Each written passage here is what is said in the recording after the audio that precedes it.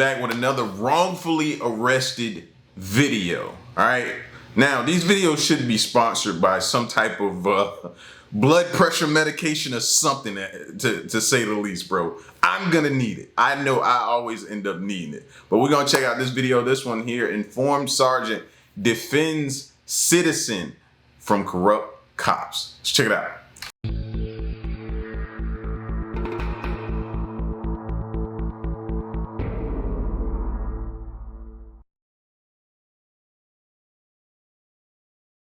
Welcome to Audit the Audit, where we sort out the who and what and the right and wrong of police interactions. Today's episode will be another double feature episode, so be sure to stick around and watch our coverage of both interactions. The first interaction covers graffiti, criminal mischief, and arguable probable cause, and is brought to us by Lakey the Poets channel. Be sure to check out the description below and give them the credit that they deserve. Just before an impending rainfall on May 15th, 2023, chalk artist Joshua Lakey Hinson was drawing with chalk on a public sidewalk in Leon Valley, Texas, when field training officer Jorge Breton of the Leon Valley Police Department and his trainee, Officer Alan Gonzalez, responded to an anonymous call alleging that Mr. Hinson was defacing public property. The interaction that followed was captured on Officer Gonzalez's body camera.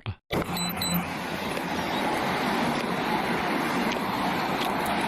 up, Papa?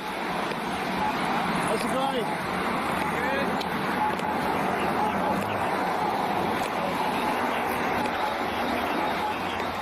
Good on, man. Okay. What's all this that we're doing here? Somebody called us because you do graffiti. So you don't have a permit. Unfortunately, It's freedom of expression to create in public property. I've been public, yes. Yeah, I've been arrested and worn in court 3 times now. So I mean, if y'all need to arrest me for it, you can arrest me and then we can go to court after that. Far, man. You just have an ID on you? What am I doing wrong, man? Well, I'm creating and it's about to rain and wash it all away. Yeah, okay. That's my concern. That is not. Could you stop it, please? Could you stop it? Just stop. I heard him say at the beginning of the video, like it was either wash away paint or chalk or whatever it is. So, and or something about the rain about to come. So, as he just stated anyway, this is about to wash away from the rain. So is that technically, and I'm asking for lack of information purpose. I don't never claim to know all the laws or anything like that. So I'm asking, is this considered graffiti if it's going to wash away? What difference would it be if some little kids or girls were playing hopscotch and they were out there doing this? Like, This is impermanent, man. Come right here, please. Sit right this way. You have your ID on you, man? Hey, The police are out here messing with me. I'm just trying to do my sidewalk shot. Hold on. It's okay. We try to talk to you. You don't listen. We try to be civilized. We want to give you a break. Now you're pushing us to do this. Yes, no, you are. Because you're bullying. Oh, we're bullying. Yeah. So, breaking the law. Sidewalk shot. My car. It's all so simple, man. All you have to do is just give me your name and that's it. I told you I wasn't trying to go this far, all right? Well, you're going this far and you chose to. Yeah. I need my stuff. Go ahead and get it. Huh? We'll go ahead and get it right now for you. What's your name, man? You don't have an ID on you? You know, it's in my pocket. Can I go ahead and grab it? I mean, I don't have any other choice, do I? Y'all have already pumped me for a sidewalk shot. Is it in this wallet right here?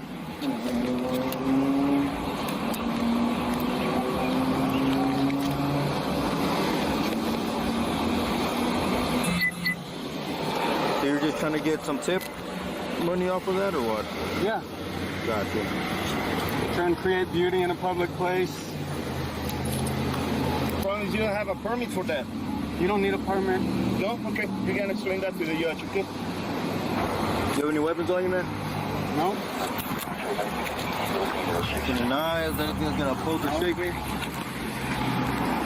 My backpack, my artwork over there. Alright, man.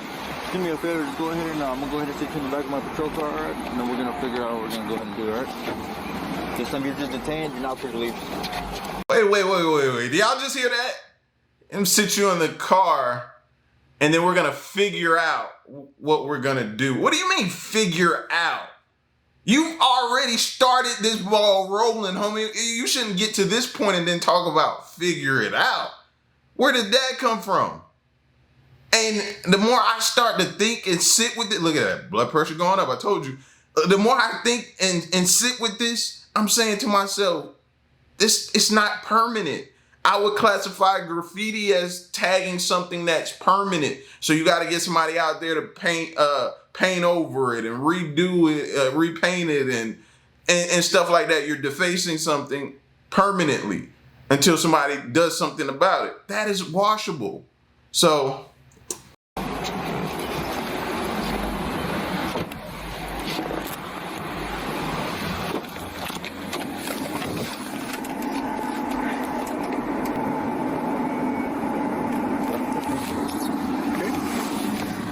take his phone. These are the elements of the crime. These two. This one, I don't know. This one mine. So evidence, let's take that. Okay. So, Didi? Okay, we're gonna book him? Yeah. For graffiti? Yeah. Definitely. Okay. Officer Breton tells Officer Gonzalez that they will book Mr. Hinson for graffiti. Section 28.08 of the Texas Penal Code, the state graffiti statute, prohibits the intentional or knowing making of so-called markings, including inscriptions, slogans, drawings, or paintings on tangible property with paint, an etching or engraving device, or a quote-unquote indelible, meaning permanent, marker. Accordingly, because Section 28.08 does not prohibit making markings with chalk, as Mr. Hinson was doing here, it is highly likely that a court would conclude that his actions did not violate the state graffiti statute. Additionally, Section 8.03.033 of the Leon Valley Code of Ordinances prohibits an individual from having a quote-unquote graffiti implement in their possession on public premises that are closed to the public or on private property for the purpose of defacement. Well, not only was Mr. Hinson on public property while it was open to the public, but Section 8.03.031 of the Leon Valley Code of Ordinances defines a so-called graffiti implement as, quote, any aerosol paint container, any type of felt tip marker or paint stick or etching tool capable for scarring or otherwise defacing glass, metal, concrete, or wood, or any petrochemical or other synthetic material used in construction. As this definition does not include chalk, it is almost certain that a court would find that Mr. Hinson did not violate the Leon Valley graffiti ordinance. However, Section 28.03 of the Texas Penal Code, which codifies the offense of criminal mischief, states that, quote, a person commits an offense if, without the effective consent of the owner, he intentionally or knowingly makes markings, including inscriptions, slogans, drawings, or paintings on the tangible property of the owner. Now, unlike the graffiti statute, the criminal mischief statute does not specify the type of implement that must be used for the statute to be violated. Instead, the statute simply prohibits the making of markings, without any apparent limitation on the type of tool that must be used. Now, I could not find any case law discussing whether the Texas criminal mischief statute applies to chalk drawings, but other courts have construed similar statutes to prohibit temporary chalking. For instance, in the 2011 case of Mahoney versus Doe, the U.S. Court of Appeals for the District of Columbia Circuit determined that a Washington, D.C. defacement statute that forbid writing, marking, drawing, or painting on any property without consent applied to chalking on the sidewalk in front. So basically, we need to figure out if he was on someone's property and they called to have him stop and have him removed off of it for defacing their property. If he was in an area to where it's just no one's property and it's just property is just out in the public, then he should be good, right? That's what I'm taking from this, correct? Front of the White House. The court also held that the application of the defacement statute to chalking a sidewalk did not violate the First Amendment, despite recognizing that such chalking is protected speech, because the prohibition was content neutral, narrowly tailored to serve a significant government interest, and left open ample alternative channels of communication. In reaching this conclusion, the court noted that, quote, it is true the defacement at issue is temporary and can be cured, but the government can prescribe even temporary blight. As such, it is certainly possible that a court could decide that the Texas criminal mischief statute applied to Mr. Hinson's chalk art. Do you check him? Do you frisk him? Yeah, it's just paper. I haven't taken everything out. Okay.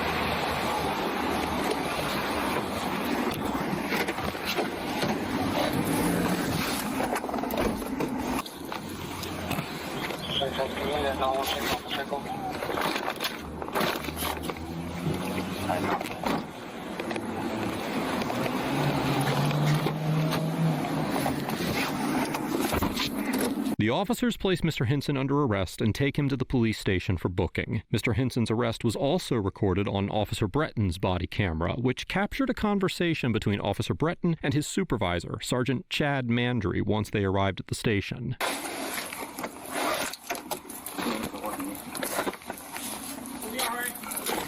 Graffiti. How much? The whole crossing in the corner, by the bus stop on the how do you call it? Marker or what? No, it's chalk. Okay, is that arrestable offense? But yes, because he's chalk, marker, permanent marker, all that stuff. I'm gonna read the statute again. I wanna give him a break. In order for Class B, it has to be indelible, meaning non-erasable. So chalk is washing. I don't know, with the water is not washing off, so it's gonna take a little time. But chalk, just be careful, because chalk is not considered a permanent marking. Okay. So I told him, So whoa. Didn't they just say he was the superior? I thought I heard that correct. Maybe I didn't. But if he's the superior, you're going to argue him down now? And he's telling you this is not an arrestable offense? Oh my goodness, bro. This is the problem. This is the problem. hey, what is this doing? I'm gonna give him a break. Hey, just stop. No, I'm doing art. This is my right. I can do this in on public. the sidewalk? On the sidewalk. Okay. That's probably not going to be an arrestable offense. Yeah, we're gonna check right now. If that is the case, just let him go. Yeah, double check, but tell him to be careful, because if we bring something back here like that, then if we unlawfully detain them, then that opens up for lawsuit. Okay. Sergeant Mandry warns Officer Breton that because chalk is not considered a permanent marking, Mr. Hinson's arrest could open the door for a lawsuit for unlawful arrest. Now, as we've discussed before on ATA, Section 1983 of Title 42 of the U.S. Code allows individuals to file lawsuits against officers who violate their civil rights, such as when they arrest them unlawfully in violation of the Fourth Amendment. However, as the Fifth Circuit Court of Appeals, which has jurisdiction over Texas, explained in the 1994 case of Babb v. Dorman, officers are granted so-called qualified immunity from having to participate in such lawsuits, now quoting, unless their conduct violates clearly established statutory or constitutional rights of which a reasonable person would have known. The court also stated that when deciding if an officer should be granted qualified immunity in an unlawful arrest lawsuit, courts must determine whether, now quoting again, a reasonable officer could have believed the arrest to be lawful in light of clearly established law and the information the officer possessed. Even law enforcement officials who reasonably but mistakenly conclude that probable cause is present are entitled to immunity. This concept is known as arguable probable cause, meaning that even if a court determines that an officer did not actually have probable cause to make an arrest, if a reasonable officer could have determined that probable cause existed, well, then qualified immunity still applies. Accordingly, even if a court concluded that the Texas criminal mischief statute did not apply to Mr. Hinson's chalking, well, it seems likely that a court would conclude that the officers had arguable probable cause to arrest Mr. Hinson for criminal mischief, given the plain language of the statute that simply prohibits the... Wait a minute. See, that's that whole gray area. I'm doing this. I'm minding my business. Here you come. You should check this once you arrive and you see that it's chalk. Step to the side, call your supervisor, i.e. call that dude you just spoke to, speak to him, let him give you some more guidance on this situation before you proceed forward and just start cuffing me and then throwing me in the back of a vehicle. Like, no, I've already been harassed for this before. They obviously didn't know what they were doing, threw me until I got out. So I'm familiar with this. This is not my problem that y'all don't know. No. The making of markings on property without consent, and the lack of case law establishing that the statute did not apply to chalking. Additionally, the fact that the officers arrested Mr. Hinson for an alleged violation of the graffiti statute rather than the criminal mischief statute is irrelevant to the analysis of whether the arrest was lawful. Instead of looking at the officers' subjective reasons for making an arrest, courts considering qualified immunity determine whether probable cause to arrest for any offense objectively existed. As the Fifth Circuit Court of Appeals noted in the 1973 case of United States versus Saunders, quote, when an officer makes an arrest, which is properly supported by probable cause to arrest for a certain offense, neither his subjective reliance on an offense for which no probable cause exists, nor his verbal announcement of the wrong offense vitiates the arrest. As such, there is a decent chance that a court would grant Officer Breton and Officer Gonzalez qualified immunity if Mr. Hinson were to file an unlawful arrest lawsuit against them. Now, while Officer Breton spoke with Sergeant Mandry, Officer Gonzalez transported Mr. Hinson inside the police station. All right, man. So this is our police department. We're just going to hold you and process all your stuff. Just going to go ahead and get everything you got on your pocket top.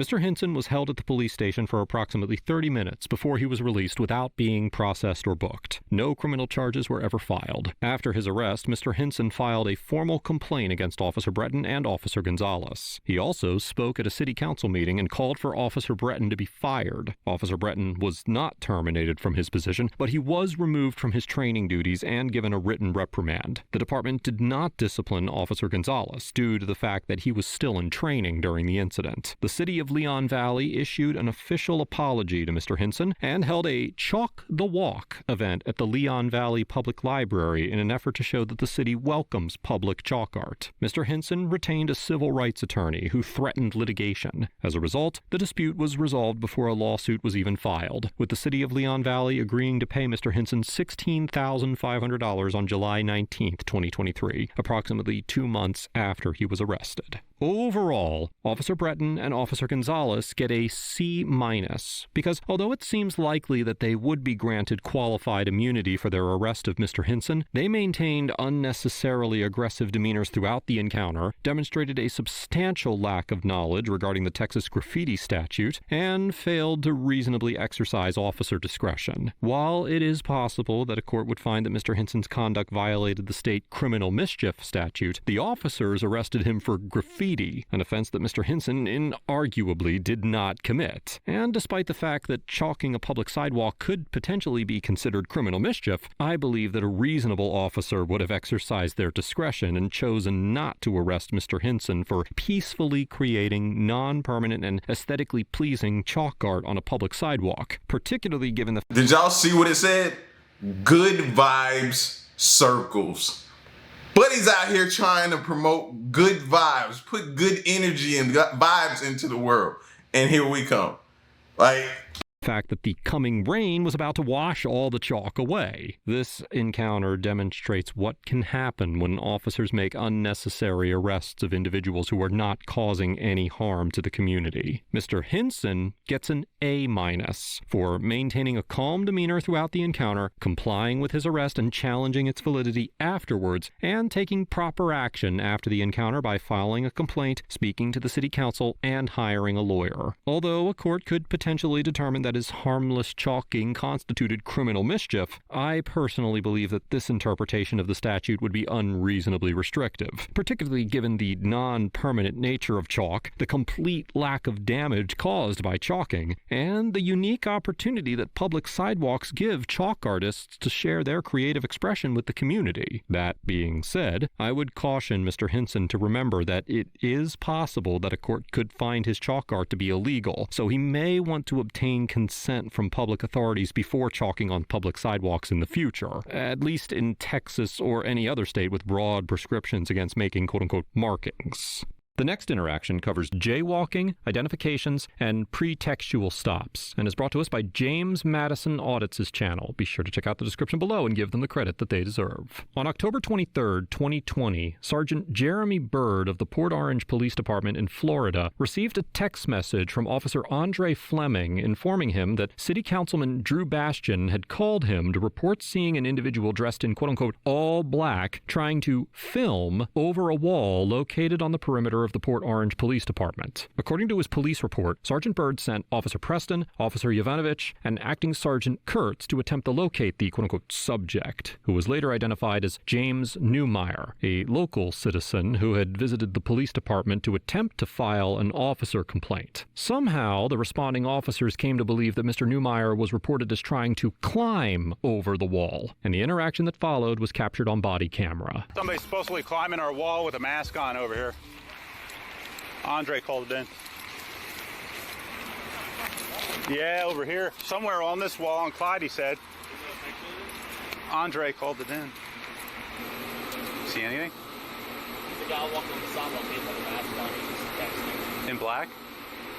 Black pants, black shirt, Caucasian. Okay. I think that's the guy he was saying was trying to climb our wall there, because Andre saw it, so 12 to 15. Go ahead. Hey, I guess he's walking southbound on Clyde. Next to the PD now. Dressed all in black. That? Supposedly he's walking down this way. He's walking north. So. Patrol Charlie 90, Patrol, take the McDonald's call.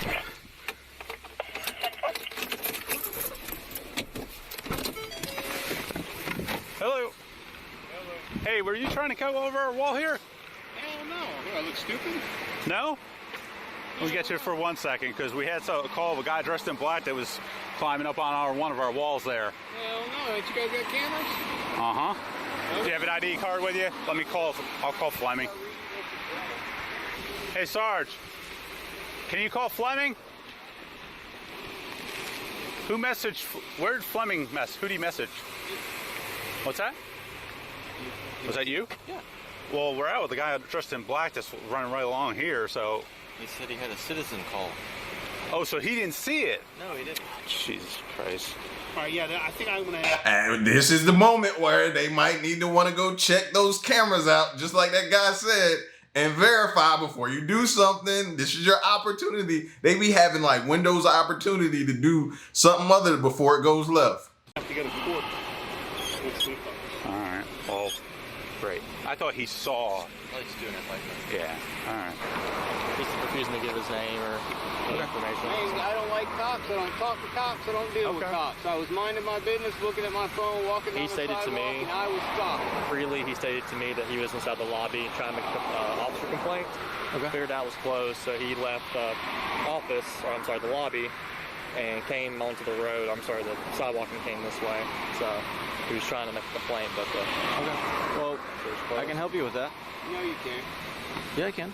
No, you can't. I'll be here Monday through Friday during business hours to talk to a supervisor. I am the supervisor. I don't care. Well, that's... If you want to make an officer complaint, I'm the guy to talk Put to. it in writing. You ain't gonna do nothing. You protect your Sir, blue he's a line soldier. brothers. I don't care. You're the blue line brothers. They ain't gonna do. Say what? I said you protect your blue line brothers. You ain't gonna do. Based on what? Based on police. That's what's based on. You don't know based me. on every. I don't need to know you. You're a blue line. That's all you are to me. Okay. You don't give a damn about nobody, but your other blue line people. so we're Okay. trying to. All right. You ain't trying to help me do. You're right now. You're harassing me on the side of the road. Am I being detained or am I free to leave? You're free to go. Thank you. Oh, y'all.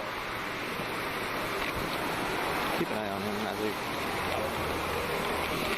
Look up... He's wearing an auto shirt. See if anything happened. Oh, we there. have. Oh, this guy? Yeah, because we don't even have him ID. We don't have any... He wouldn't give ID. No. But he's wearing an shirt, so we can probably figure out who he is. Do you know if he's parked in the front parking lot or anything like that? I don't know. You want to go? Preston. Go to the... See if he's got a tag on the car in the parking lot. Now you're detained for jaywalking. Running across Clyde Morris like that. How else am I going to cross? That's what crosswalks are for. There isn't a crosswalk within 150 feet. I know you cross at Well, a now you're 90-degree detained. angle when there's no crosswalks within 150 feet. You're detained, You're illegally detaining me. and now you have to identify yourself. No, I don't. I want a supervisor. I am the I want supervisor. your supervisor. I didn't do anything wrong. I committed no crimes. I am not giving you my ID. Sergeant Bird tells Mr. Newmeyer that he must give identification because he is being detained for jaywalking, and Mr. Newmeyer refuses. The term Like, he really got under their skin, right? We all saw that. So did they follow him watching him to see till he broke a law so they can arrest him? Like, how did that even happen? Jaywalking is not used in the Florida statutes, and Section 316.130 of the Florida statutes, which outlines pedestrian traffic regulations, actually allows pedestrians to cross a roadway outside of a crosswalk as long as they use, now quoting, a route at right angles to the curb or by the shortest route to the opposite curb. There is an exception to this general rule, as the statute does prohibit pedestrians from crossing at any place except a marked crosswalk between adjacent intersections at which traffic signals are in operation. The statute also requires every pedestrian crossing a roadway at any point other than a crosswalk to yield the right-of-way to all vehicles upon the roadway. A review of the Google Maps Street View confirms that Mr. Neumeier did not cross the street between adjacent intersections at which traffic lights were in operation. So, in order to lawfully detain Mr. Neumeier on suspicion of jaywalking, Sergeant Byrd would need to have reason to believe that Mr. Neumeier failed to yield the right-of-way to vehicles on the roadway. He about to get them for harassment. That's basically what he about to get them for harassment at this point now. Because you told me I could leave, but now y'all following me, watching me. It's gonna come off as harassment now.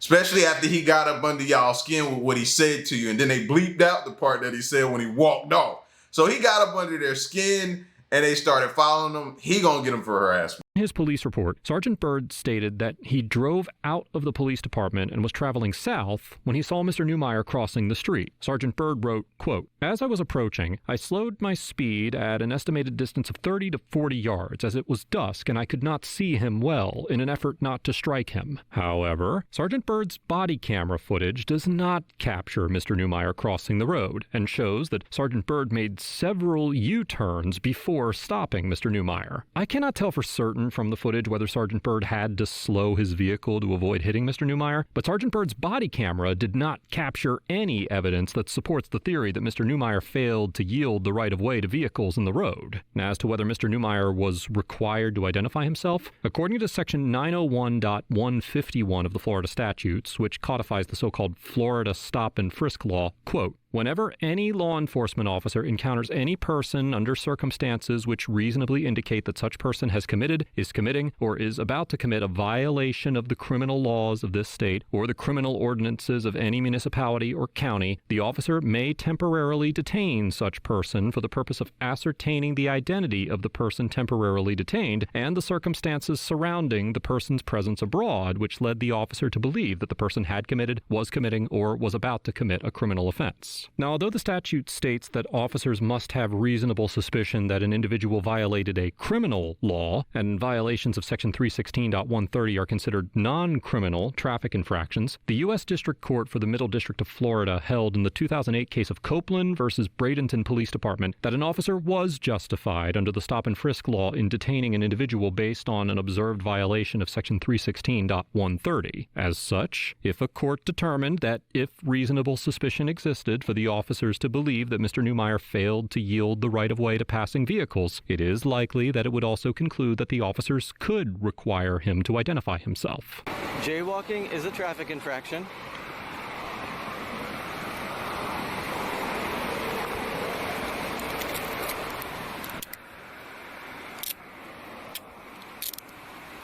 Jaywalking is a traffic infraction. I didn't jaywalk. For which you are lawfully detained. I didn't jaywalk. You're unlawfully detaining me. I did not jaywalk. I actually saw you myself. No, so. yes, I understand that. You are allowed to cross the street if there is not an intersection within 150 feet. You're allowed to cross the street at a 90-degree angle. There was no traffic coming. You were the closest traffic, and you were far enough away for me to make it safely. You guys just want to ID me illegally, so go ahead. If that's really what you want to do, take my wallet. Jeez, look at all the cops that just pulled up, bro. Come on, y'all making it too obvious at this point. I count 1, 2, 3, and then the one that's behind the camera right here makes 4. I think I'm, because one dude outside of the camera view and then the one behind this camera, this body camera. So I'm thinking maybe 4. Why is it 4 right now? Gary v. Ohio says you're not allowed to dig into my pockets without a reason. So if you really want to have a lawsuit filed against you, go ahead. I will sue you.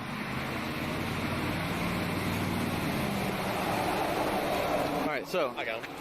if you don't identify yourself, Go ahead, take my wallet. It's right there. Take my wallet out of my pocket. Okay. I'm telling you, go ahead, take my wallet out of my pocket. That's illegal. You're breaking my rights right now. You're violating my rights. That's a violation. You're not allowed to go in my pockets and take my wallet without reasonable You suspicion. just told us to. No, I just said that. You're threatening me with arrest. That's done under duress. You are threatening me with arrest. That's correct, I am.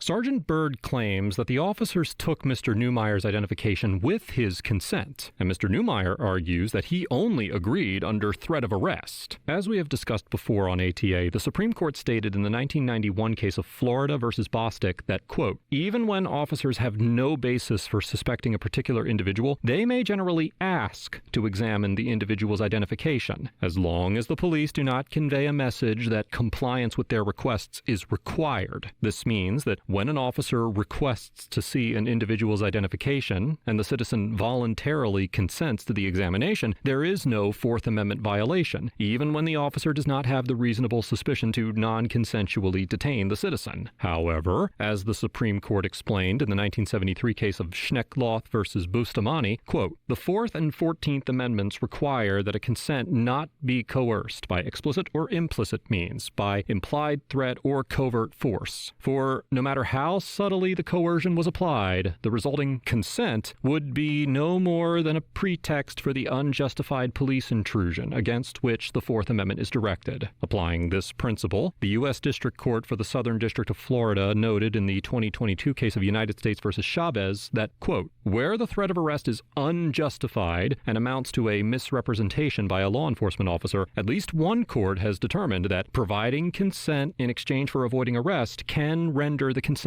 involuntary. Now, in this situation, although Mr. Neumeyer did tell the officers that they could take his identification, he only did so after he was threatened with arrest for failure to ID. Therefore, if a court concluded that the officers did not have the reasonable suspicion necessary to detain and identify Mr. Neumeyer, it would likely also find that the threat of arrest was unjustified, making any consent received from Mr. Neumeyer involuntary. No, you're not treating me with respect because you had no right to pull me over. You had no reason to be messing with me. You just heard somebody called and probably didn't call and said that somebody looked over your wall over there, and now y'all feel violated and you want to come punish somebody.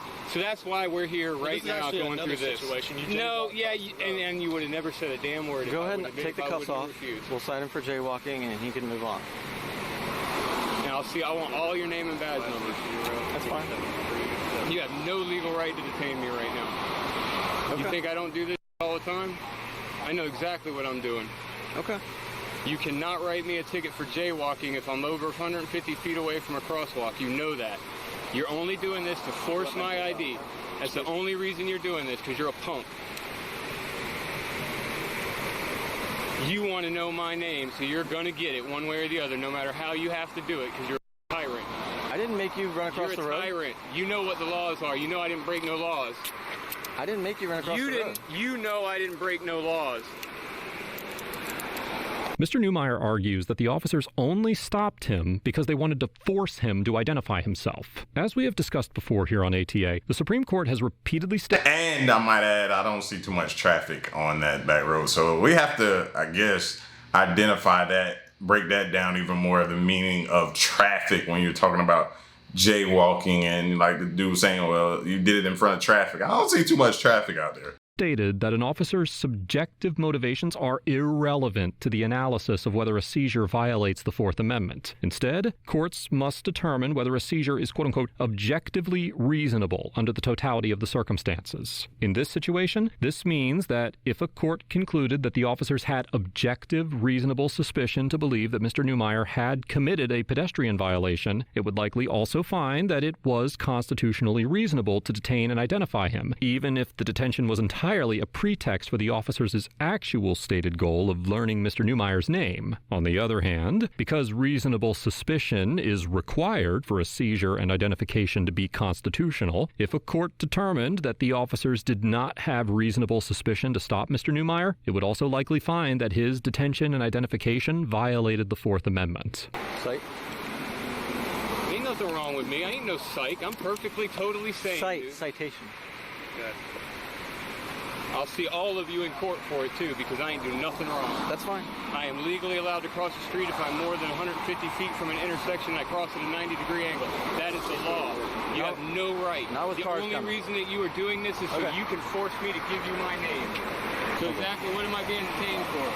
I already told you. You want to tell me again? Jaywalking.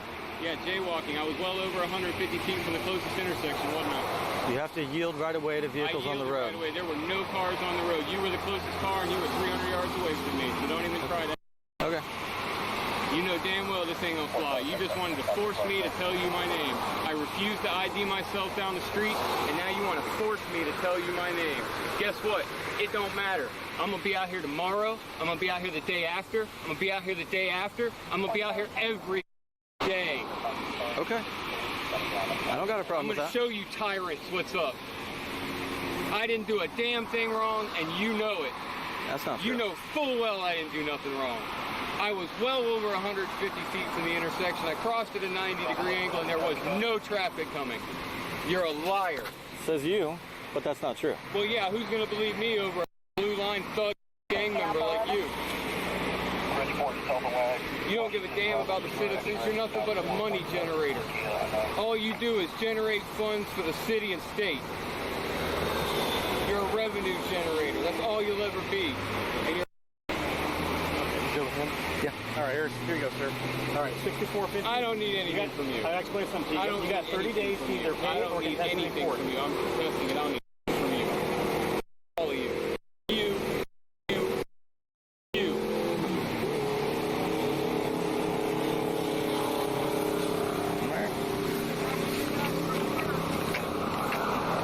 After the encounter, Mr. Newmeyer challenged the pedestrian citation in court, and he reported that a judge found him guilty. However, the court records are not publicly available online for me to confirm the resolution of his case. It is unknown whether Mr. Newmeyer appealed his conviction, filed a complaint, or pursued. Dang, judge found him guilty. Now, my question is, I wonder if the judge found him guilty is because of the extra sauce he put on at the end by F you, and all of this and him going off and everything like that?